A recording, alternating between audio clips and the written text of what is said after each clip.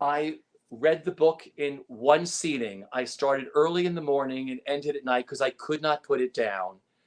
It's such a beautiful homage to Nick, to what you went through as a family and everything else with you and your sister. It's such a stunning book. Live Your Life, My Story of Loving and Losing Nick Cordero. What I want to ask you first, Amanda, is when did you decide to sit down and write the book?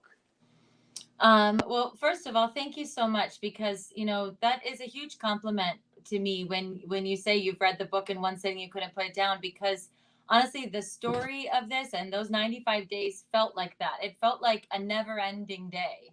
And much like a groundhog's day too. So it makes me feel like in reading it that way, it's like you were on the ride with us. You were on that roller coaster ride of Nick's ICU stay. And I started writing this 2 weeks after Nick passed. I went to Ohio with my mom and dad just to kind of get some peace and quiet. And I would put Elvis to bed and I just started writing. And I honestly just needed to get things out of my head. There were so many medical terms and doctors' names and dates and events that happened and everything that happened to Nick. When it happened, it was so crucial. I knew to the story, and I also knew that we had 5 months to write this book. So it was kind of like, well, time is now to start writing.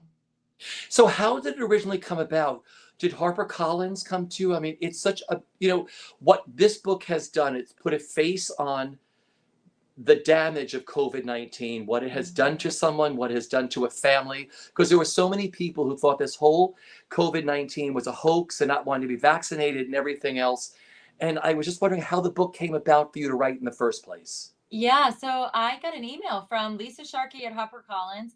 Lisa had taken my fitness classes Yeah. in New York, and is a good friend of a best friend of mine. And she reached out to me and said, "I am one of the people that is singing and dancing every day with you at 3 p.m. I'm consistently refreshing my Instagram feed in hopes that you've given any more info. I'm following this story and I'm praying for you guys every day. You need to write this down. This is an incredible story." At that point, it was beginning of June. And she said to me, she goes, "I don't even care how it ends. I want you to start writing this story. It needs to be documented."